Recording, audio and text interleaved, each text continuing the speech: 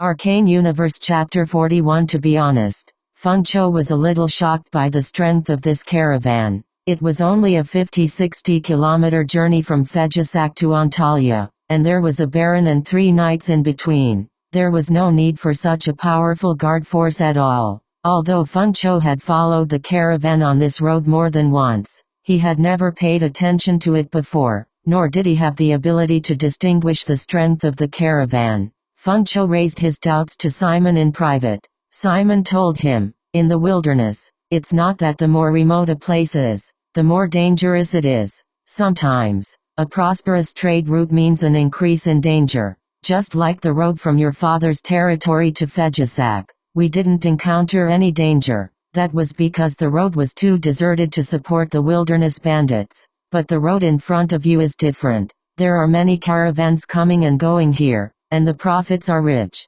This will attract some wilderness bandits to occupy the area near the trade route. Feng Chou asked. Wilderness bandits, Simon said. They're just some intelligent creatures that make a living by plundering. I used to go through this trade route often. Why didn't I encounter the wilderness bandits you mentioned? Simon said. Not every caravan will encounter bandits every time. Perhaps for a caravan, they won't encounter bandits even once in 10 times. But you have to know that you have to be fully prepared this time. Otherwise, you will pay a terrible price. Since they had nothing to do, Feng Chou and Simon chatted about their experiences in the wilderness. With people chatting, time passed quickly. Unknowingly, it was noon. The caravan drove the carriage to a clearing in the forest beside the road. They surrounded the carriage and began to rest and cook. Lunch was very simple: jerky, potatoes, black bread, wild vegetables by the roadside,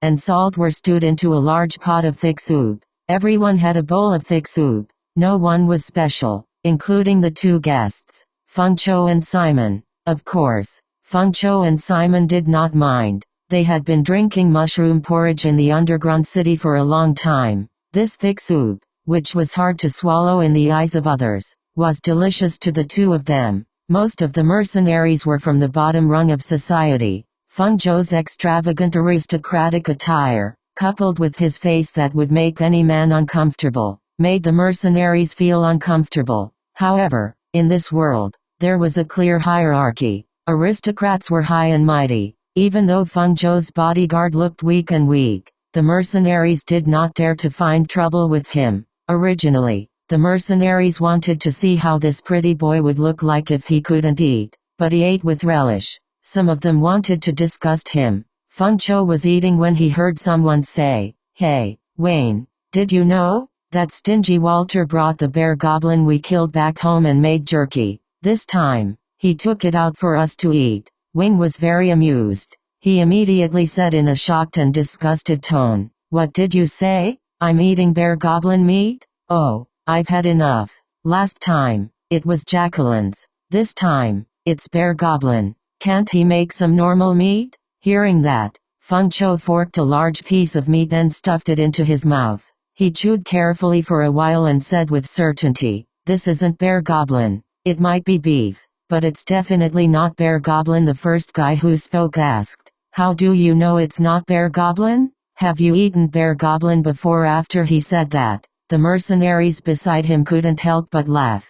Feng Chou also laughed. "That's right. I've eaten bear goblin before. Bear goblin meat is very thin but also very tough. It's a bit like venison, but it's finer and tougher. You won't be able to chew it if your teeth aren't good enough." Hearing that, the mercenaries couldn't help but laugh. However, their captain, the level 7 warrior named Walter, heard Feng Chou's words and suddenly stopped eating. He raised his head and looked at Feng Chou in surprise. He asked, "Have you really eaten bear goblin before?" Hearing their captain's question, the mercenaries suddenly remembered some legends about their captain and looked at Feng Chou in shock. Feng Chou shrugged and said, "I can't prove it to you." Walter looked at him deeply and said, "You've already proven it." After saying that, he glanced at the mercenary who wanted to disgust Feng Chou and said, "Vic, if you want to eat bear goblin, I'll treat you next time." Vic hurriedly buried his head in the bowl and started eating crazily. The mercenaries laughed loudly again. Feng Chou smiled and continued to eat the soup in the bowl. He had just eaten 2 mouthfuls when his body suddenly froze. Back in the Underdark, Simon had seen Feng Chou behave like this more than once. This expression and action undoubtedly meant that Feng Chou had discovered something. Because Feng Chou had never made a mistake in this aspect, Simon had developed a reflexive superstition toward this ability of his. Simon threw away the wooden bowl in his hand without hesitation and pulled out his scimitar. He asked Feng Chou, "What did you discover?" Simon's violent reaction gave everyone a fright. Just as everyone was bewildered, Feng Chou suddenly threw away his bowl and said, "Nulls. A lot of nulls." It turned out that just now, a null ranger had suddenly entered Qiankun Pagoda's detection range. Ranger was a very ancient profession that originated from nature elves. This profession had many different names. The elves called this profession ranger. The human ranger inheritance came from the elves, so they naturally inherited this name. Some wilderness races also had ranger inheritance. In these races, rangers were called hunters. In Qiankun Pagoda's detection, this null hunter wasn't very strong. It was about level 4 or 5 and wasn't worth too much attention. Just as he stopped eating and hesitated whether to warn everyone, Simon, who was familiar with him, had overreacted. It was this moment of hesitation and delay that allowed several null hunters to enter Qiankun Pagoda's detection range. In most intelligent races, professionals were always in the minority. Of course, this included nulls. The appearance of null hunters one after another undoubtedly indicated that there must be a larger race behind them. Nulls were a kind of intelligent wilderness creature that was born with 3 biological levels. Moreover, this kind of creature had both strength and agility. They were also extremely fierce and warlike. Among the level 3 species, they were very difficult to deal with. If a null hunter led 5 or 6 ordinary nulls, even if Feng Chou didn't warn them, they wouldn't be much of a threat to the caravan. However, when 5 or 6 null hunters appeared in a row, the situation became a little dangerous. Feng Chou hurriedly threw away his bowl and reminded everyone, "Nulls, a lot of nulls." Looking at everyone's doubtful faces, Simon said, "You'd better believe him." Seeing that everyone was slow to react, Feng Chou leaned over and grabbed a bow from the mercenary's side. He took an arrow from the mercenary's quiver, knelt on one knee, bent over, and shot an arrow from the bottom of the carriage. The arrow flew 20 meters away and was suddenly knocked to the ground by a short knife that suddenly appeared. A null wearing inlaid leather armor and holding 2 short knives appeared in front of everyone. Report. Select text and click report to let us know about any bad translation. Arcane Universe Chapter 42. Nulls were ugly, intelligent creatures with human-like bodies and hyena-like heads.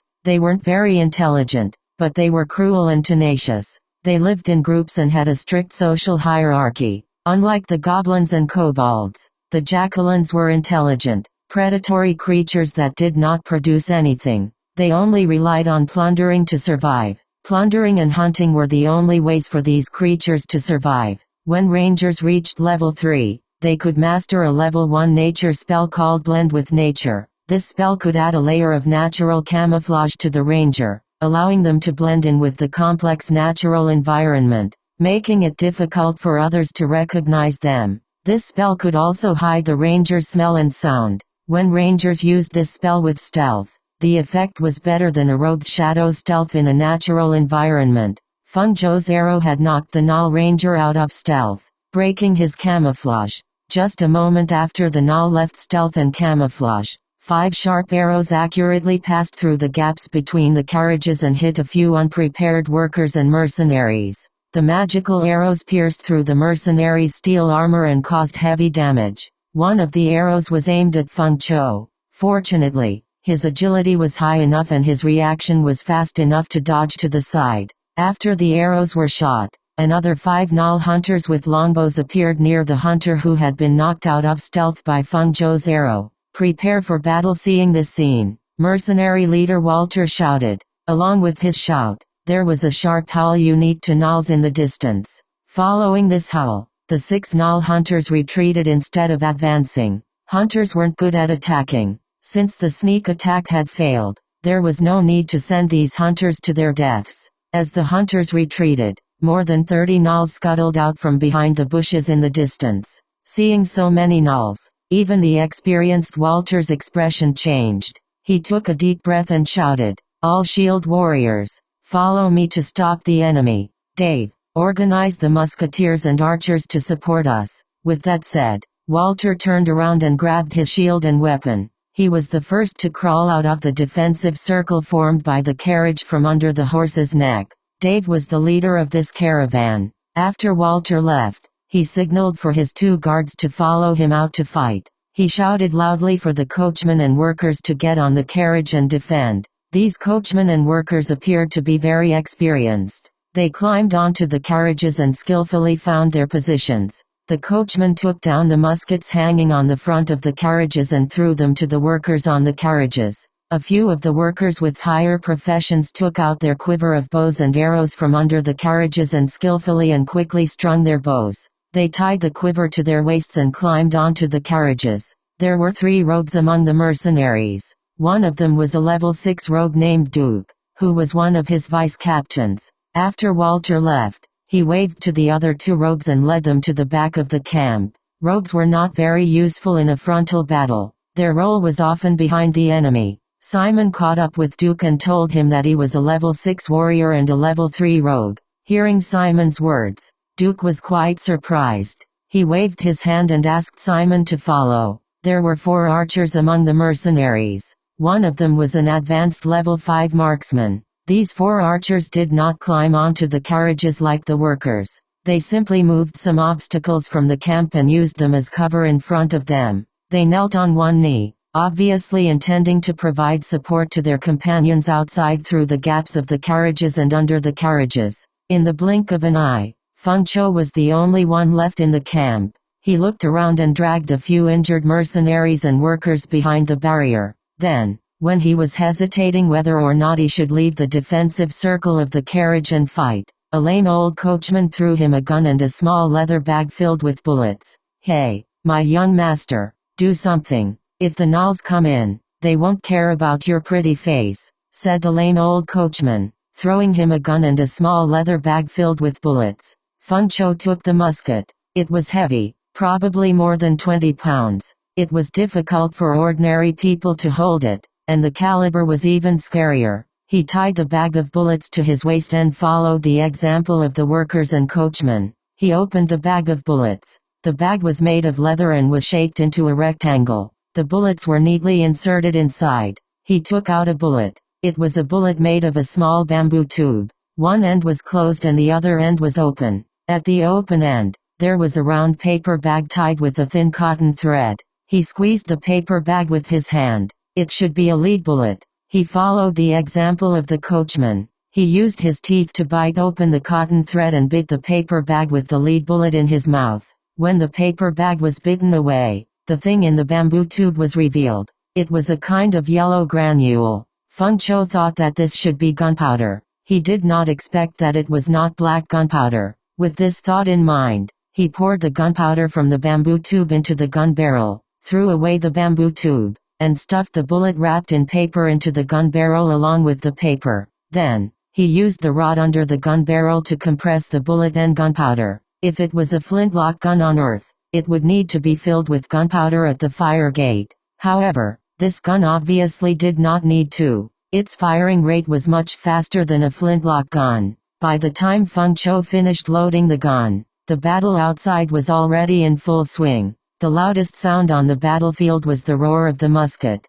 The power of the musket disappointed Feng Chou. It could not even penetrate the wooden shields in the hands of ordinary gnolls. However, once the bullets hit the gnolls, the effect was quite impressive. They instantly fell to the ground and howled in pain, losing their ability to fight. These gnolls were not as poorly equipped as Feng Chou thought. Most of them were wearing leather armor. The outside of the leather armor was inlaid with copper nails. This kind of armor looked ugly, but its defense was not bad. If the arrow shot by a level 3 archer did not hit the gaps in the armor, they would not be able to penetrate this kind of armor. However, the bullets from the musket could instantly make the gnolls lose their ability to fight. What surprised Feng Chou even more was that some of the strong gnolls at the front were wearing well-made medium-sized armor. What surprised Feng Chou was that the helmets on these gnolls' heads seemed to be tailor-made for the gnolls' hyena head. Did the gnolls already have such good forging skills? These gnolls wearing medium-sized armor were all powerful gnolls with warrior or barbarian profession levels.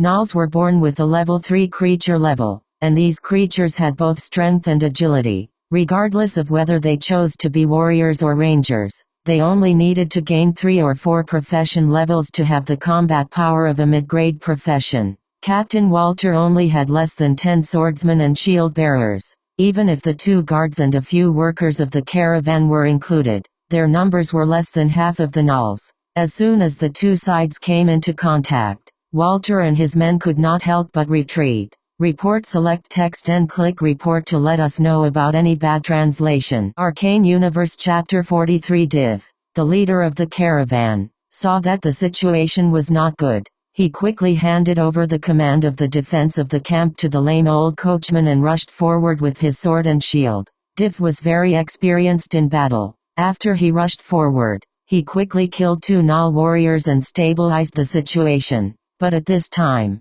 the gunmen and archers on the carriage screamed and fell down one after another. It turned out that the gnoll hunters who had been preparing to ambush the camp and had retreated after Feng Chou had regrouped and joined the battle. These rangers were hiding behind a large tree about 100 meters away, constantly shooting arrows from behind. At this time, the other disadvantage of a gun was revealed, and that was its accuracy. Bows were also difficult to aim accurately, but after a long period of training and mastering the performance of a bow, an archer could become a sharpshooter who could never miss a shot. Qiankun Pagoda told Feng Chou that this kind of gun was the same as the early guns on Earth. There was no rifling, and there was a gap between the bullet and the barrel. Before the bullet left the barrel, it would collide with the barrel irregularly, and after it left the barrel, it would scatter irregularly. Although it had a rough accuracy within 100 meters, the range of impact beyond 100 meters would be very large. Therefore, early guns needed to be of a large scale to be a deterrent. A distance of 100 meters was nothing to these jackals, who were 5 or 6 times stronger than ordinary people on Earth and could draw 300 to 400 pounds of fearsome bows. Moreover, these jacqueline hunters were all excellent archers, and the arrows they shot were enchanted with magic. The coachman and the workers were wearing ordinary inlaid leather armor that was not much better than the jacquelines, so they could not block the arrows at all. These gnoll hunters first took out the few gunmen on the carriages, and then they could do whatever they wanted to the gunmen on the carriages. The gunmen could not even lift their heads. Without the support of the musketeers, the human melee combatants were once again in a precarious situation. To make matters worse, at this time, a group of gnolls walked out of the forest in the distance. Among this group of gnolls, there was a figure that was particularly eye-catching. It was a burly gnoll more than 2 meters tall.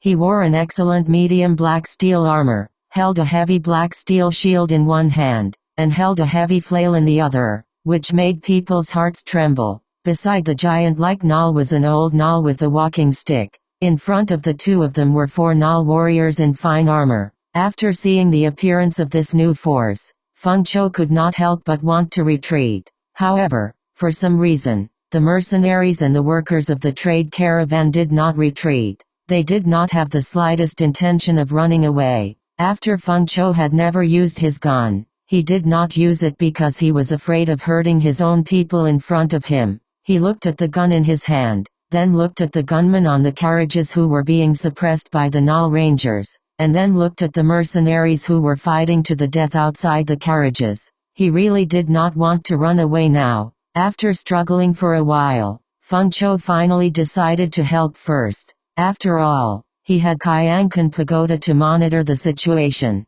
so he should not be tricked. After making the decision, Feng Chou picked up the knight's shield with one hand and the gun with the other and rushed out from behind the obstacles. He did not go to the center of the battlefield, but rushed out of the carriage's defensive circle from the side of the battlefield and cut into the battlefield from the side. Just as Feng Chou rushed into the battlefield, a level 4 mercenary was smashed to the ground by a level 5 gnoll warrior with a flail. The gnoll warrior raised the flail high and let out an excited whimper, as if he could already see the human's head being smashed by him. At that moment, He seemed to feel something approaching from the side, but when he turned around, all he saw was the black muzzle of a gun. Feng Chou rushed to the Null's side unexpectedly, and at the same time, pointed the gun in his hand at the Null's face and fired a shot. Boom! The huge recoil of the gun made Feng Chou, who was holding the gun with one hand, almost lose his grip on it. With such a huge recoil, a normal person would not be able to use it at all.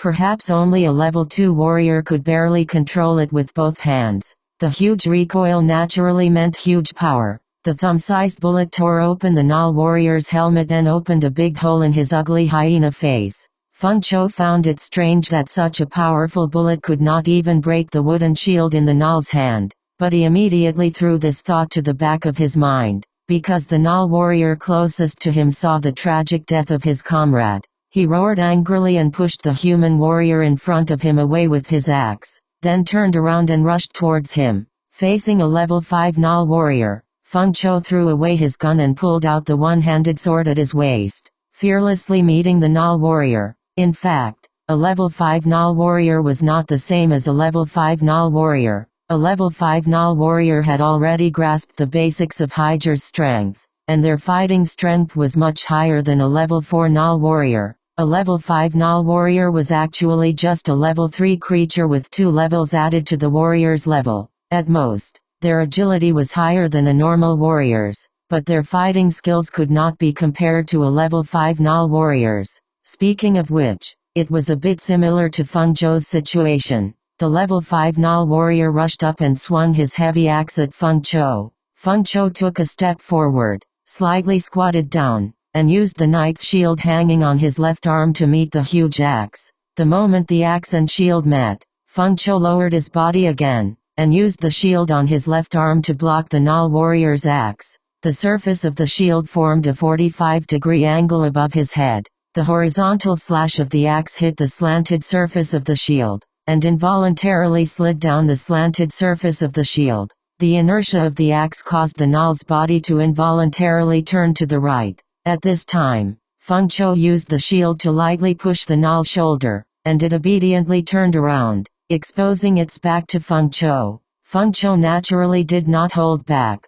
He took a step forward, twisted his waist, and used the strength of his waist to drive his shoulder to drive his forearm, and his forearm to drive his forearm. His forearm and the one-handed sword in his hand formed a straight line, and he viciously stabbed towards the Null's back. The one-handed sword pierced through the Null's steel armor like cardboard, and the blade almost pierced through the Null's heart without any resistance. This was the effect brought by the +3 enchantment. Alchemy enchantment was a broad branch of arcane magic. For example, in the enchantment standards of the sword in Feng Chou's hand, there were 2 aspects of toughness and sharpness. Toughness made the weapon harder to damage, and sharpness made the weapon sharper. With the +3 sharpness of the black steel sword, let alone steel armor, even black steel armor could be easily pierced through. When Feng Chou killed the first level Null warrior, everyone thought that he was just lucky, but when he killed the second level Null warrior,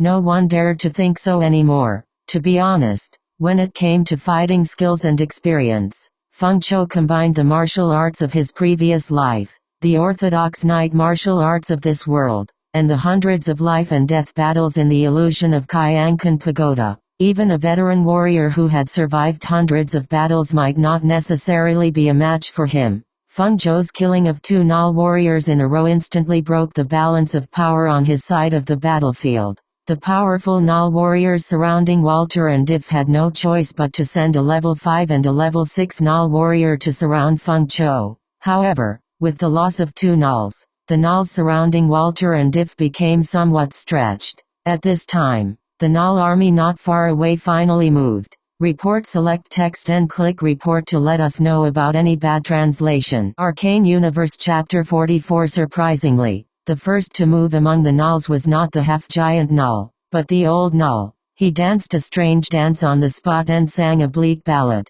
As the old Null sang, the Nulls on the battlefield became fearless, as if they had been injected with chicken blood. However, this song gave Feng Chou an opportunity. Surrounded by a level 5 and a level 6 Null, Feng Chou could only fight with them. If it was only one level 6 null, he was confident that he could kill it. However, with the addition of a level 5 null, there was nothing he could do. He did not want to be injured, and he was ready to escape. He wanted to create an opportunity to fight one of them alone. He wanted to take advantage of the time difference and kill the level 5 null first. However, these two nulls were probably frightened by his previous method of killing two nulls in a row. They were very cautious. No matter how he forced and lured them, they would not separate. The other party was so cautious that he did not feel much pressure, but he was not helpless against them. However, when the old null sang, the two nulls suddenly became less cautious and began to attack him without fear of death. In this way, Feng Chou had an opportunity. He used his higher dexterity and positioning to pull the two nulls away from each other. Using this opportunity, he suddenly pounced on the level 5 warrior. Feng Chou used his higher dexterity to fake a pounce, tricking the null into swinging his axe at him. Then, he suddenly stopped and dodged the axe blade. The shield in his hand followed the null's strength and hit the back of the axe. He borrowed the force of the null's attack to make the null slightly lose his balance. In this moment of imbalance, Feng Chou suddenly slid and turned around. Using the force of his body's rotation, he waved the one-handed sword in his right hand. The tip of the sword swept fiercely across the back of the null's neck. The sharp tip of the +3 one-handed sword cut through the neck guard at the back of the null's helmet and cut open the back of the null's neck. It was only an inch-deep wound, but it severed the null's cervical vertebra, causing him to instantly lose his ability to fight. The scene of Feng Chou magically killing his companion woke up the level 6 null warrior who had fallen into a violent mood. Before his brain could give the order, his feet had already made a sudden stop, but this sudden stop was too hurried, causing him to stumble. Of course, Feng Chou wouldn't let go of this opportunity. He didn't hesitate to use charge and shield bash. Then, he stabbed his sword into the null's face. After killing this level 6 Jacqueline warrior, Feng Chou raised his head and looked at the battlefield. Fortunately, the fearless Jacquelines seemed to have awakened from their frenzy, and their attacks had slowed down quite a bit. What made him feel a little strange was that he felt that this group of nulls was staring at him from the corner of their eyes, and the direction of the entire battlefield had unknowingly changed. Originally, the human camp was surrounded by carriages to resist the nulls' attacks, but just now, the human warriors' backs had tilted in his direction. Feng Chou's heart skipped a beat. Oh no, I was too eye-catching just now. Thinking of this, he turned his head and saw that not far away, the giant-like null was staring at him with a pair of red eyes. Damn it, I got carried away. Now I'm done for. Feng Chou complained in his heart. How could he run now? The old null beside the giant-like null was dancing more and more wildly, and his singing was getting louder and louder. At the top of the walking stick in his hand, a small carved wolf head totem had begun to emit a red light. As the old null screamed like a madman, the totem at the top of his walking stick suddenly emitted a red light, enveloping the giant-like null and the 4 null warriors in it. The 4 null warriors let out a high-pitched howl in the red light, and the muscles on their bodies instantly swelled, and their bodies suddenly became larger. Feng Chou did not know that the old null's spell was called Ancestor's Spirit. It was a level 3 shaman spell that could buff several targets within a certain range with a powerful status. Ancestor's Spirit. Target strength +30, constitution +30, morale increase, and become fearless. Although the shaman's spell had an extraordinary effect and was a group spell, its disadvantage was that it took a long time to cast it. Although Feng Chou did not recognize this shaman's spell, he knew that this spell was no small matter just by looking at how long it took the old null to cast this spell. Just as Feng Chou could not help but think of escaping again, there was a change on the battlefield. Just as the null shaman's spell was about to end, the nulls on the battlefield felt that reinforcements were about to arrive, so their attacks became more conservative, greatly reducing the pressure on the humans. At this time, Walter's fierce attack gave Div the opportunity to escape from the battle and retreat behind his companions. Without hesitation, Div took out a scroll from the leather pouch at his waist. With the scroll in hand, Div chanted the spell to activate it. After a short incantation, a holy light gushed out from the scroll and enveloped Dave. The pure white holy light dissipated, and Dave's entire body swelled up. He turned from a normal human of about 1.8 meters to a giant of over 3 meters tall. His entire body was shrouded in a faint holy light. This was a level 5 divine spell Rainbow of Morality scroll. The spell's effect was to enlarge the target's body, increase strength by 40, constitution by 20, and gain +3 defense. In other words, any weapon below +3 and spells below level 3 would not be able to harm the target. This spell would also buff the target with protection from evil, which was equivalent to a level 3 spell. With the blessing of Rainbow of Morality, Div was like a human tank. He rushed into the crowd of gnolls, and the one-handed sword in his hand, which was also enlarged by the spell, looked like the scythe of the Grim Reaper. As a level 5 spell, the effect of Rainbow of Morality was much stronger than the level 3 spell Ancestor's Spirit. The Gnoll Giant, who had just been blessed by the Ancestor's Spirit, saw this change and was unable to restrain his anger. He howled and rushed over. The Gnoll shaman hurriedly summoned 2 spirit wolves the size of ponies and ordered them to follow the giant. The old shaman was still worried, so he ordered 2 more Gnoll guards who were also blessed by the Ancestor's Spirit to help. When Div saw the Gnoll giant rushing over, he also gave up on the fleeing Gnolls and rushed towards the giant. The Gnoll giant was a level 8 barbarian fighter, but Div's Rainbow of Morality divine spell was much stronger than the Gnoll's Ancestor's Spirit buff. So when the two clashed, Div actually had the upper hand. Even with the help of 2 spirit wolves and 2 level 6 Gnoll guards, the two sides were only evenly matched. Div's advantage was that the Gnoll giant's level 3 magic flail could not penetrate his defense. Div's defense was not only boosted by Rainbow of Morality, but his armor was also +3, just like Feng Chou. If the Gnoll giant's level 3 magic flail could not penetrate his defense, then the other Gnoll's weapons would not be able to penetrate his defense either. Div was beaten up by the Gnolls, but he was getting fiercer and fiercer. The 3 Gnolls and 2 spirit wolves surrounding him saw that they had the upper hand, but they still had to be careful. The +3 one-handed sword in Dave's hand that was enlarged by divine magic was like the blade of the Grim Reaper to them. Report select text and click report to let us know about any bad translation. Arcane Universe Chapter 45 Not far away. The old Gnoll shaman saw this and could not stand still. Under the protection of 2 guards, he approached the battlefield. It seemed that he was planning to use spells to provide support from afar. When they walked past a small bush, a figure suddenly jumped out from the shadows of the bush. The figure was holding a scimitar in his hand and slashed at the guard next to the old shaman. Feng Chou recognized the figure at a glance. It was Simon. Seeing that it was Simon, Feng Chou knew that the Gnoll guard was doomed. The Gnoll guard reacted quickly. He raised his shield and blocked Simon's scimitar. What he did not expect was that Simon's attack was only a feint. The other scimitar in Simon's hand pierced through the shield like a viper. The Gnoll guard reacted quickly as well. He hurriedly used the axe in his right hand to block the attack, but he did not expect Simon to be able to handle the ferocious attack with ease. The scimitar flashed and dodged the axe. This time, the Gnoll guard was completely helpless. He could only watch as the scimitar pierced through his black steel armor like it was cardboard and cut into his chest like it was tofu.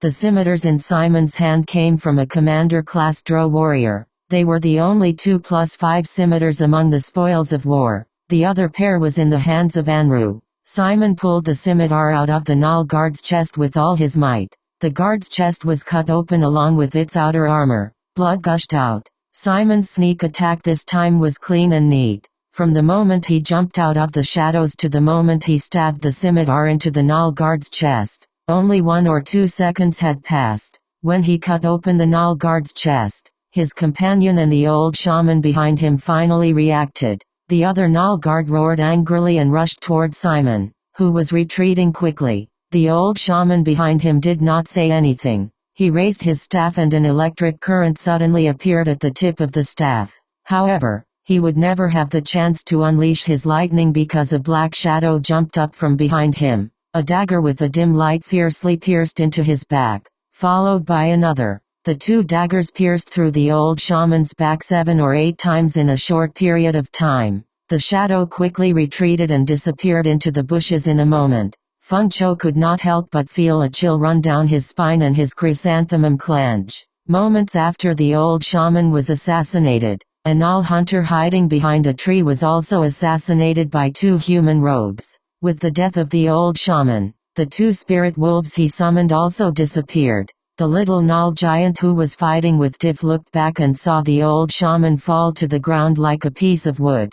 The shadow that killed the old shaman was retreating into the bushes. Seeing this, the little Nal giant suddenly let out a sorrowful howl. Following this sorrowful howl, his body actually swelled up once more, and with a swing of his hammer, he sent Dave flying back. A barbarian's berserk. The barbarian's berserk effect was very frightening. Strength plus 40, constitution plus 40, damage immunity increased, and under the effect of berserk, the mind would become fearless and resistance to mind spells would increase. However, they would also become unrecognizable, unable to distinguish between friend and foe. The duration of berserk was related to constitution. Seeing that their leader had defeated this troublesome guy, the 2 Nal guards were about to rush forward and finish off Diff together. They did not expect that the little Nal giant, who had lost his mind after going berserk, would abandon Diff on the ground and attack the rogues retreating into the bushes. When the 2 Nal guards saw this, they hurriedly retreated. Although Diff was on the ground, he did not seem to be injured. If their leader did not go up, they would only be throwing their lives away. The 2 Nal guards anxiously shouted at the little Nal giant, but they did not get a response. Seeing this scene, Walter, who had been watching from the back, quickly took out a scroll from the leather pouch at his waist and chanted an incantation to activate the scroll at the little Nal giant's back. As the incantation fell, a python-like black tentacle grew out from under the little Nal giant's feet and tightly wrapped around him. Unlike divine spell scrolls that would immediately turn to dust after being cast, this scroll was still intact after being cast. Walter held the scroll with both hands, a nervous expression on his face as he shouted, "Diff! Quick! This guy is too strong. The black tentacle can't hold him." Walter's shout reminded the Nals. The 2 Nal guards howled, and the Nals that had been scattered before mustered their courage and rushed towards Walter with the 2 Nal guards. The mercenaries and workers also mustered up their remaining courage and fought with the remaining Nals. Some mercenaries who had some personal items also knew that it was a matter of life and death, so they took out life-saving potions and scrolls one after another. Brute force, lightness, tenacity under the buffs of various low-level spells. The combat power of the human mercenaries suddenly soared, and they protected Walter. Diff, who had fallen to the ground, clutched his chest that had just been smashed and gritted his teeth as he got up. Although he had the +3 defense of rainbow morality and +3 armor, and although the Nal's flail was only a +3 weapon, when the opponent's strength reached a certain level, it could still cause damage to him. He could not help but rejoice. If this guy had not gone crazy and wanted to kill the wanderers and had instead chased after him, he would have been dead. Rainbow morality did not increase agility, and this Nal giant's agility was much higher than his by a large margin. I must get a ring of agility when I go back, Diff thought. With that in mind, Diff did not slow down and quickly rushed to the Nal giant's side. What made Feng Chou jump in fright was that at this moment, the Nal actually roared and broke free from the black tentacles, breaking free from the trap. Fortunately, in the next second, another black tentacle stretched out from the ground and trapped him again. Diff threw away his shield and roared. He jumped up, held his sword with both hands, and viciously slashed at the Nal giant's head. The Nal giant was trapped by the black tentacles and could not dodge. Diff's +3 one-handed sword firmly chopped at its head. Unexpectedly, the Nal giant's armor was also +3 in quality, and the +3 one-handed sword could not cut it open. The Nal giant roared again and broke free from the black tentacles. Seeing the Nal giant break free again, everyone's heart thumped. Feng Chou did not hesitate to retreat. He did not turn around and run. He just wanted to see the final result. Another black tentacle drilled out of the ground and once again trapped the Nal giant. But what was the use? Diff was stunned when he found that his weapon couldn't cut through the other side's armor. Just as he was thinking about whether he should slash again or reach out to grab the other side's armor, Walter, who was behind him, shouted, "Hurry up! Last chance. Div was thoroughly panicking. If that terrifying berserk gnoll broke free, he simply wouldn't be able to block it. Would he fail at the last moment? At this critical moment, Simon suddenly appeared not far away and threw a scimitar at Dave. At the same time, he shouted, "This is a +5 scimitar." Div grabbed the scimitar's handle. Once the scimitar entered his hand, it was immediately amplified by the power of the righteous rainbow spell. Div didn't have time to think and slashed with the scimitar. Just as his scimitar slashed down, the berserk gnoll once again broke free from the black tentacles. This time, the scroll in Walter's hand finally turned into fragments. P.S. Looking for investors. If there are over 100 investors, there will be a small recommendation. Please click on it. Report, select text and click report to let us know about any bad translation. Arcane Universe Chapter 46. The berserk gnoll giant had broken free from the tentacles, but the curved sword was already at its head. The berserk gnoll didn't seem to know that a sharp curved sword was less than a foot away from its head. After breaking free from the tentacles, it howled without hesitation and swung its flail at Div's head. The curved sword slashed at the gnoll's helmet first. It was like slashing at a thin piece of wood. After the helmet was split open, the sword cut deeply into its head. The curved sword went from the top of its head all the way to the nose of the berserk gnoll. The berserk gnoll giant was like a deflated balloon. It went limp in an instant, and the flail in its hand flew out and smashed into a tree. Feng Chou awkwardly stopped in his tracks. When he realized that no one was paying attention to him, he sneaked back to the edge of the battlefield. The giant gnoll fell with a loud crash, and the rest of the gnolls scattered in all directions. The humans cheered wildly. Feng Chou looked at the fanatical crowd and couldn't help but feel a fire in his heart. Although there were no spellcasters present today, Feng Chou had already seen the power of spellcasters. The scrolls that Div and Walter used just now were all universal scrolls.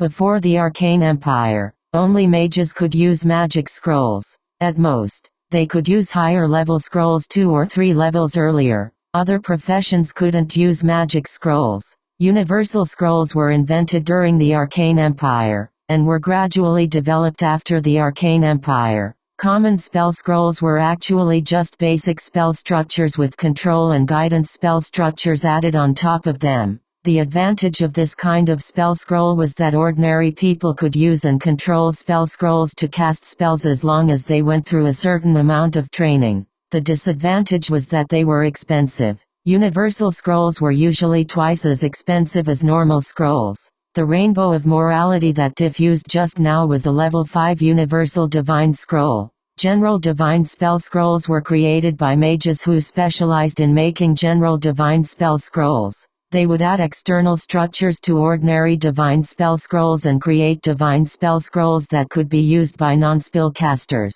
The price of a level 5 divine spell scroll was around 1,000 crowns, which was a huge sum of money for the people of this world. After all, an ordinary knight's fief only had a net income of 2,000 crowns a year. For a merchant caravan leader like Dave, such a huge sum of money was equivalent to half a year's income. The Black Tentacle spell that Walter used was a level 4 spell, and the price of the scroll was over 500 crowns. It wasn't a small sum for him. It was no wonder that the two of them did not take out their scrolls until they had no other choice. The humans in this world were physically weak, but they were able to dominate the world because of the advanced magic civilization. This was also the cornerstone of the mage's status in this world. After the cheers, everyone quickly calmed down and began to clean up the battlefield. After a final count, a total of 3 mercenaries and 2 workers died in this battle, and 11 were seriously injured. As for minor injuries,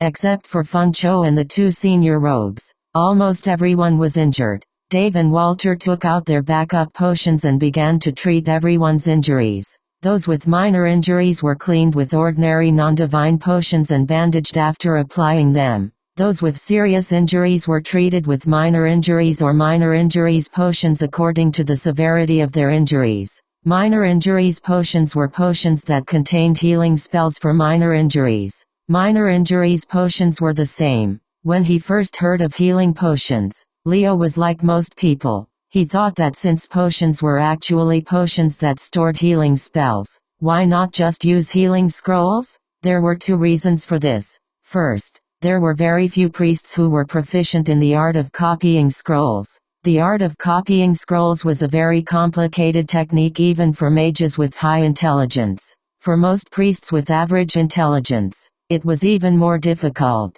Second, priests did not have the ability to make universal scrolls. To turn ordinary healing scrolls that could only be used by spellcasters into universal healing scrolls that could be used by anyone, they needed the help of a mage. Once something was in the hands of a mage, the price would often double. These reasons made healing scrolls not only rare, but also extremely expensive. Making potions was much simpler. Priests only needed to go through some simple training to be able to seal and solidify healing spells in basic potions. Basic potions were also known as spell solidification agents. They could solidify and preserve the power of spells in potions. Of course, there were also difficulties in making potions. That was the mixing of solidification agents. Every spell required a different solidification agent. If there was a slight deviation in the mixing of solidification agents, the solidification would fail. Thus, the most important part of making potions was the solidification agent. However, how to make the solidification agent was a pharmacist's job. Priests only needed to buy the corresponding solidification agent from pharmacists to make healing potions. In addition, the solidification agent of healing potions, apart from being able to solidify the power of spells, also had a certain healing effect. It could also solidify some positive energy. When an injured person used the potion and positive energy would have a boosting effect on the healing spell, extending the duration of the healing effect. According to experiments, the healing effects of potions were actually 30% better than those of spells alone. Because of these reasons, healing potions were much more cost-effective than healing scrolls of the same kind. However, healing potions had a shorter shelf life compared to scrolls. They only had a shelf life of less than a year, unlike scrolls that could last for 3 to 5 years. The lightest injuries in this group of heavily injured people had more than one medium injury. Minor injury potions and minor injury potions obviously couldn't cure them. These potions were only used to stabilize the injuries. The real treatment would have to wait until they reached Antalya and went to the church's hospital to ask a priest to treat them. After all, the price of a basic healing potion was comparable to the price of a divine spell. Going directly to the church's hospital would save nearly half of the cost. Although 5 people died, this result was enough to make Feng Chou click his tongue in wonder. In such a battle, if there were no healing potions, it would be considered good if 3 or 4 of the 11 heavily injured people could survive. Now that none of them died, it was no wonder these mercenaries were so fearless of death. This battle also allowed Feng Chou to understand the advantages of various armors. In Walter's mercenary team, except for a few rogues, all the warriors were wearing medium armor. In Leo's memory, the price of heavy armor and medium armor in this world wasn't much different. The heavy armor in this world was actually the full body plate armor on Earth. This made Feng Chou feel a little strange. Logically speaking, a full body plate armor's defense was stronger and more comprehensive, especially when facing piercing attacks such as bows, spears, and spears. It was even more incomparable to the mid-sized armor that used chain mail. It was also not expensive, so why didn't the mercenaries wear heavy armor? After seeing these healing potions, Feng Chou immediately understood. Report, select text and click report to let us know about any bad translation. Arcane Universe Chapter 47. In ancient Earth, treatment methods were extremely poor. Even an arrow in the arm could cause death due to infection or tetanus, so comprehensive protection was extremely important. However, in this world with healing spells, the situation was completely different. For example, in the battle just now, a warrior was shot in the thigh by an arrow from a Null hunter. The arrow, which was infused with magic power, broke the chainmail on his thigh and pierced deeply into his thigh.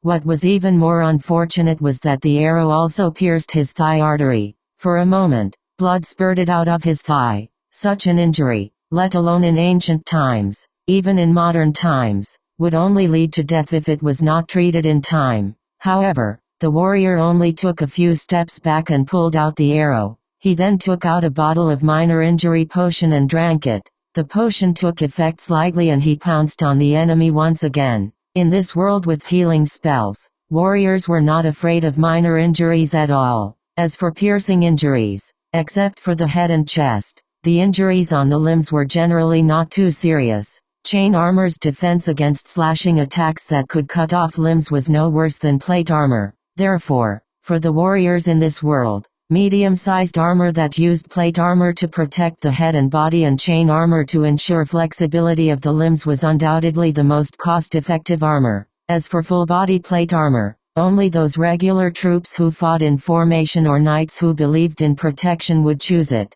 Leo remembered that his father had a very impressive full-body plate armor when he was young, but soon after becoming a frontier knight, he changed to medium-sized armor. As for why rogues did not choose medium armor, on the one hand, the plate armor on the chest and abdomen of the medium armor would have some impact on their flexibility. The more important reason was that this kind of armor was too noisy. Wearing this kind of armor, they would not be able to sneak. After treating the wounded and collecting the bodies of their companions, they did not have time to eat and hurried on their way. Along the way, the caravan did not stop to rest. They hurried all the way. Along the way, they met two knights. The caravan replenished some fresh water in one of the knights and set off again. That night, they arrived at the only baron's territory on the way, Horn's territory. This was a small town with a population of 2,000 to 3,000 people. It controlled cultivated land that slightly exceeded the lower limit of baron's territory. The quality of the cultivated land was barely satisfactory. Only about a third of the cultivated land was covered by irrigation facilities. Feng Chou found that most of the land that was not covered by irrigation facilities was planted with alfalfa and oats, and a small part of it was planted with potatoes. The caravan entered the town after paying the toll of a dozen hippies to the guards at the town gate. When they were approaching the town, Feng Chou had already smelled the faint smell of horse dung. Ordinary people couldn't distinguish the smell of horse dung from that of other animals, but as the son of a knight, Leo had been trained as a knight for many years, so he could easily distinguish the smell of horse dung. When they entered the town, the smell of horse manure became even stronger. Feng Chou could not help but ask Walter, who was beside him, "Why is there such a strong smell of horse manure here?" Ever since the battle at noon, everyone's attitude towards Feng Chou had changed greatly. Feng Chou had prevented them from being ambushed by the gnolls. To be honest, if they had been ambushed by the gnolls, the outcome of today's battle would have been different. After all, Div and Walter had been forced to use all their trump cards. Their final victory was still partly due to luck. Secondly, Feng Chou's display of strength in the battle made these bloodthirsty mercenaries look at him in a new light. Apart from Walter and Div, he had killed the most gnolls. Walter explained, "Because the land in this baron's territory is not fertile enough. The harvest of wheat is not good, so the lord here used most of the land to grow alfalfa and raise horses. There's a large stable north of the town. It's said that there are hundreds of good horses. It's one of the largest stables in Antalya." Feng Chou was enlightened. Walter continued, "Actually, we don't usually stay in this territory. We usually stay in the previous one, which is Sir Brooke's territory. We can reach Antalya before dark tomorrow. This time, we have to bear with it for the sake of the injured." Feng Chou nodded in understanding. There were 2 inns in the town, and there were not many caravans staying the night. After settling down in one of the inns, Walter and Div arranged for some people to stay in the rooms upstairs to take care of the injured. The rest of them ate in the main hall on the first floor. After eating and drinking the fragrant ale, everyone's mood gradually improved. Some of them began to boast about the day's battle to the other guests. Feng Chou, Walter and the others were sitting at the same table, sipping their ale. Feng Chou had always thought that ale was beer, but that wasn't the case. This kind of ale had a very unique aroma. It was completely different from any kind of alcohol that Feng Chou had tasted before. It was fragrant and refreshing, very much to his taste. Seeing that everyone's mood gradually recovered, Feng Chou asked Old Cripple, who was sitting at the same table, about the gun. When it came to guns, Old Cripple was very familiar with them. He knew the pros and cons of these weapons very well. Guns are quite powerful. Within 30 meters, they're as powerful as a 5th-tier warrior. However, their power decreases very quickly. An archer's arrow will still have 80% of its power after 100 meters, but a gun will only have half of its power left. What's worse is that beyond 100 meters, the gun won't be able to aim at all. Whether it hits or not depends on luck. So, a gun is equivalent to a 5th-tier archer within 30 meters. Within 100 meters, it's equivalent to a 3rd-tier archer. Beyond 100 meters, it's like a crappy stone thrower. You mean those wooden shields that the gnolls use? That's a type of magical wood. It's very sturdy. Didn't you see that we put those shields in the car in the end? At this point, Feng Chou finally understood why he always felt that guns were weak. It was because of the frame of reference. It wasn't that guns were weak, but the frame of reference he chose. The archers in this world were too strong. Any 3rd-tier warrior in this world had 5 to 6 times the strength of an ordinary human on Earth. They could easily draw a 300-400 pound bow. Naturally, guns were weaker. Plus, he treated the gnolls' magical wood, which was as tough as steel, as ordinary wood. Naturally, he felt that guns were weaker. In fact, the power of this kind of gun was much stronger than the early black gunpowder guns on Earth. After chatting with the mercenaries for a while, Feng Chou returned to his room upstairs. He lay on the bed and asked Qiankun Pagoda about their profits. The profits this time couldn't be compared to the underground fortress. Today, they killed about 20 gnolls.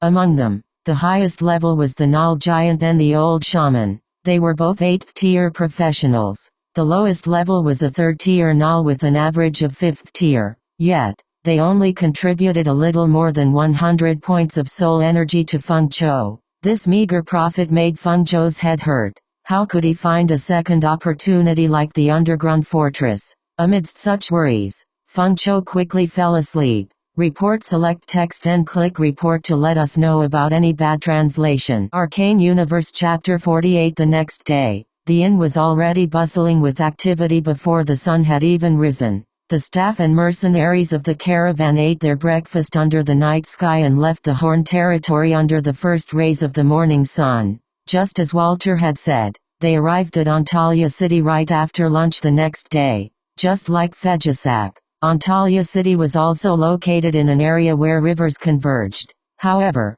the difference was that Antalya's rivers converged in an area of about 20 kilometers. Within these 20 kilometers, there were a total of 5 rivers that converged into the main channel of the Antalya River. The main channel of the Antalya River was the upstream Fejisak River. Antalya City was located 5 kilometers downstream from the converging point of the third tributary. At this location, there were 2 hills towering on both sides of the river, like 2 guards sandwiching the Antalya River in the middle. The 2 districts of Antalya City were located on these 2 hills. The hill to the north of the river bank was slightly taller and smaller, while the hill to the south was slightly lower and larger. The 2 hills were about 3 to 4 kilometers apart. The Antalya River passed through between these 2 hills, continuously converging into other rivers along the way. The river here was already over 100 meters wide and could accommodate dozens of tons of cargo ships. There was a pier on each side of the river bank between the 2 hills. There were no bridges between the 2 districts, so the only way to and fro was through these 2 piers.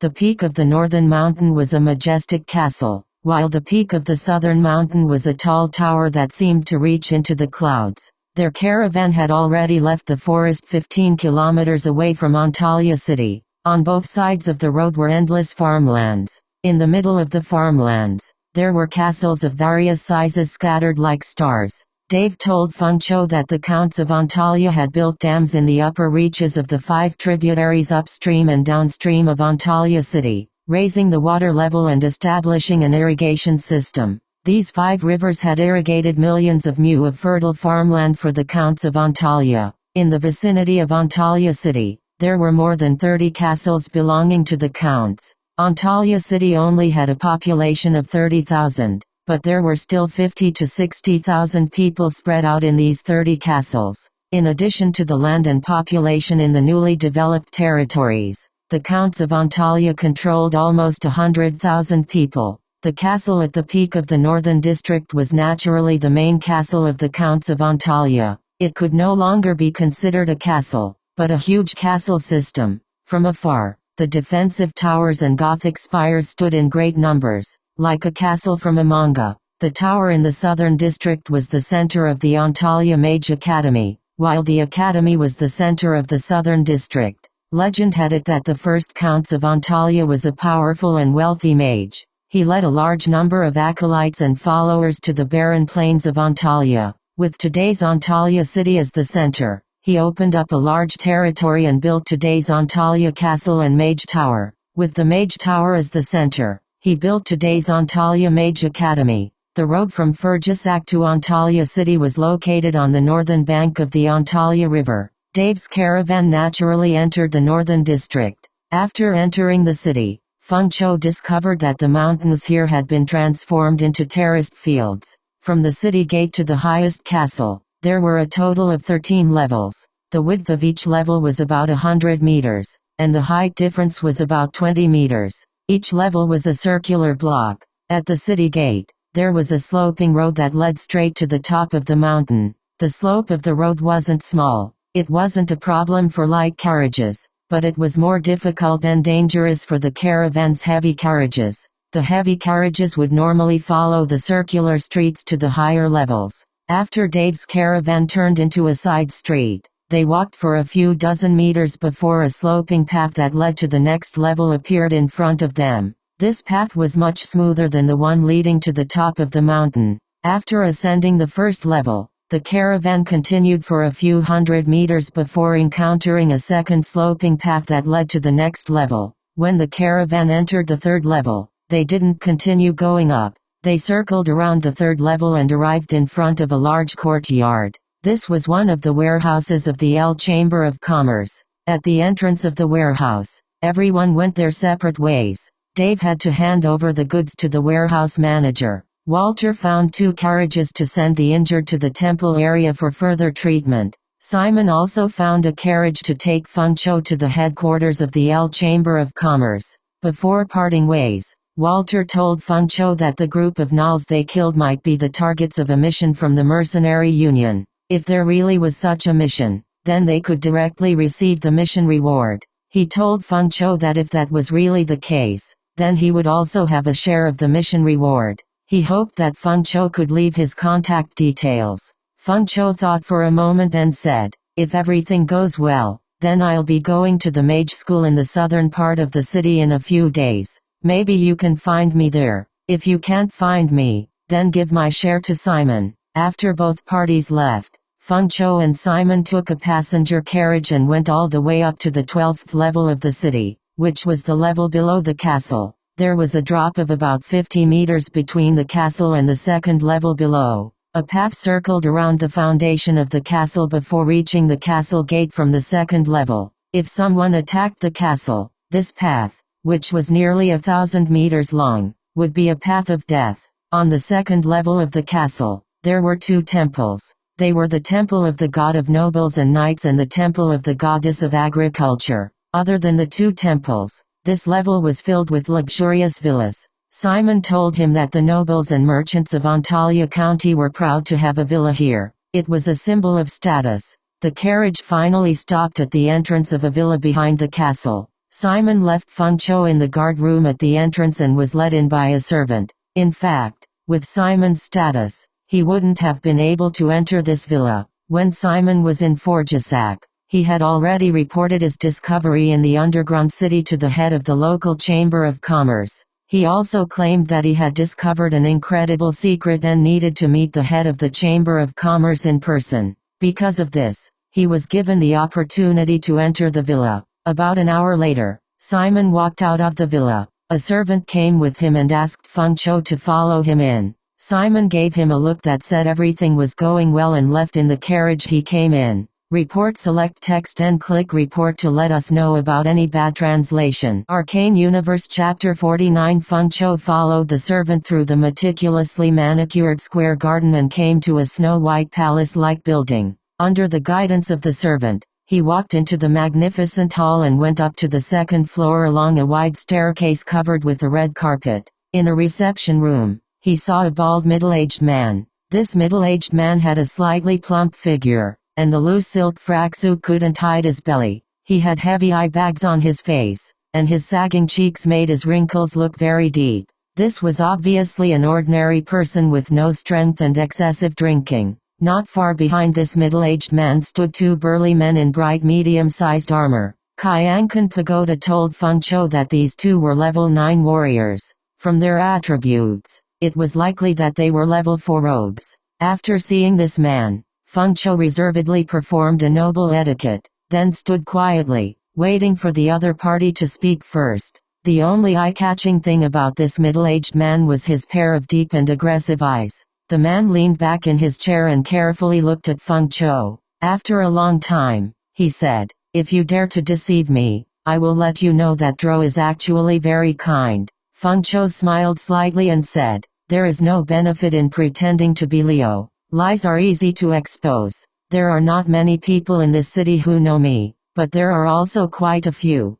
Moreover, to inherit the territory, I must go to the temple for justice. No one can deceive the gods." The man said again, "What do you want?" Feng Chou said without hesitation, "I hope to find out the reason and mastermind behind the attack on Parode. At the same time, I hope to inherit my father's territory. I think this is also what you want. If I can inherit my father's territory, then I will entrust this territory to your Chamber of Commerce. I will not intervene in the affairs of the territory, and you only need to pay me 5% of the income of the territory. Of course, before that, you need to give me 1,000 crowns a month for living expenses. I also hope to go back to the mage school to continue my studies." At this point, Feng Chou stopped. The man waited for a moment and said in disbelief, "That's it?" Feng Chou said, "That's all." The man asked again in disbelief, "You're willing to risk your life to fight for that priceless night territory for such a trivial condition?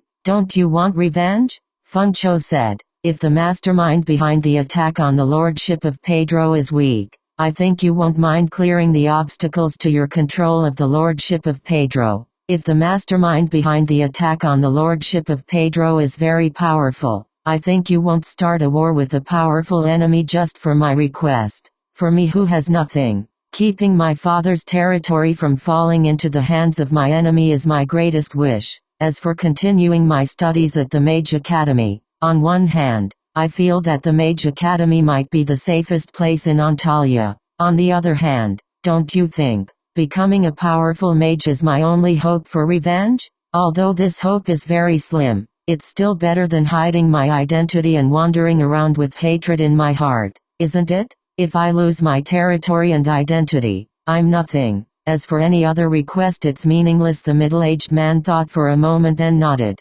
saying, "That makes sense. Looks like you're a smart person. All right, I'll agree to your conditions, if you're really Leo Stuart Amberite." After saying that, he rang the bell to call for the butler and asked him to arrange for Feng Chou to stay in the villa. He also asked him to arrange for 2 guards to protect young Master Leo. For the next 3 days, Feng Chou was placed under house arrest in a room in the corner of the villa. 3 days later, Feng Chou saw a woman he was both familiar and unfamiliar with. This woman's name was Gliss. She was a rather famous woman in Antalya. Her fame mainly came from her identity as a young and beautiful noble widow who inherited her husband's rich fief. The fief Gliss inherited was called Clifford fief. It was a very high-quality fief. It was close to the borders of the Counts of Antalya's fief. The defensive pressure was very low and the soil was very fertile. There was a small pier in the fief. Through a tributary, one could enter the Antalya River. Following the flow of the river, one could reach the city of Antalya. More importantly, this fief controlled more than 10,000 mu of high-quality farmland. To say that Feng Chou was unfamiliar with this woman was because it was his first time meeting her. To say that he was familiar with her was because this woman was actually Leo's lover. After Leo met this widow at a banquet held by a certain baron, he began to pursue her crazily. As someone who inherited Leo's memories, Feng Chou naturally knew that Leo's pursuit of this woman wasn't pure. He hoped to use this woman to change his fate, or at least get more money for his tuition fees. Of course, Another important reason was that this woman was really beautiful. Gloria had chestnut-colored hair and eyes. Her skin was fair and delicate, and her nose was small and delicate. Her lips were thin, but the outline of her face was very clear. She also had a pair of curved eyebrows. When these delicate features were put together, she gave off a sensitive, delicate, and pitiful feeling. It had to be said that Leo was very good with women. This woman had many suitors. There were young knights with boundless prospects, sons of nobles with inheritance rights, and even middle-aged widowed nobles. Leo, who had ulterior motives, wasn't even worth mentioning among them, but he had defeated many of his competitors and obtained this woman's body and mind. In the process of pursuing her, Leo had received many dual invitations. Fortunately, he was a mage apprentice and could ignore these invitations. The woman looked a little haggard. When she opened the door and saw Feng Chou, she suddenly covered her mouth and trembled as she looked at Feng Chou. Feng Chou was a little touched, a little guilty, a little jealous, and also a little annoyed. The touched and guilty feelings should be due to the influence of Leo's memories. The jealousy was due to Feng Chou's own feelings. As for the annoyance, although he had inherited Leo's memories and feelings, he wasn't a love saint like Leo. He was a former ugly freak and didn't know how to deal with women. Despite his annoyance, Feng Chou didn't dare to show any abnormalities. He tried his best to recall Leo's memories and quickly walked towards the sobbing woman. He opened his arms and revealed a subtle expression of grief and ecstasy. He said in a hoarse voice, "Gliss, oh, my Gliss, in that dark underground city, I told myself more than once, Leo, you have to live, you have to escape. Even if it's just to see her again. Oh, my Gliss, it was your name that led me to escape from that nightmarish world." Who would have thought that once Feng Chou opened his mouth, the more he spoke, the more he seemed to be unable to stop himself. Report select text and click report to let us know about any bad translation. Arcane Universe Chapter 50. Listening to Feng Chou's mushy words of love, Gliss could no longer maintain her last bit of restraint. She threw herself into Feng Chou's arms and sobbed, "Leo, oh my God, Leo, I know I love you, but I never thought I loved you so much. When I heard that terrible news, my heart died. Leo, is it really you? It's me, my baby, yes, my star, I'm back by your side, my true love." Feng Chou's mouth was numb, but his heart was roaring. This is definitely the influence of Leo's personality. The bald middle-aged man who accompanied Gliss was the one who met Feng Chou the other day. He looked at Gliss holding Feng Chou's handsome face and giving him hot kisses one after another. He could not help but shrug and think to himself, although such a rich, all-beautiful woman falling into the hands of a gigolo like Feng Chou is somewhat enviable.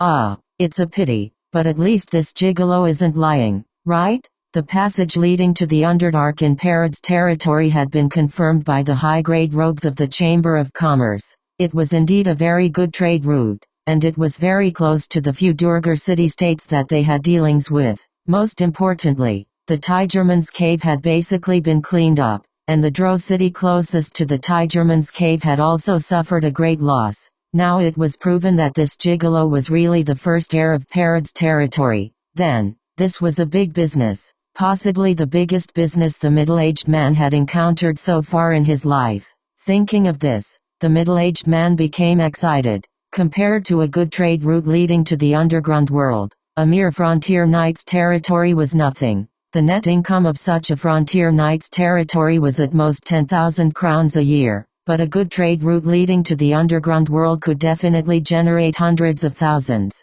or even millions of crowns a year. After comforting Gliss, Feng Chou motioned for her to wait for him, and then went to a guest room next door with the bald middle-aged man. This time, the bald middle-aged man's attitude changed greatly. After entering the room, he politely asked Feng Chou to sit down. "Mr. Leo, please forgive my caution. After all, this is a big business, and I have to confirm your identity. Now that I have confirmed your identity, I think we can officially talk about cooperation. Oh, by the way, I forgot to introduce myself last time. I'm Darnell. You can call me Sir Darnell. I'm the president of the L Chamber of Commerce." Feng Chou nodded. "It's a pleasure to meet you, Sir Darnell. My conditions haven't changed. It's still the same as what I told you 3 days ago, Darnell said. Your request is very reasonable. I think I have no reason to refuse, but I have to add one more thing. For this cooperation,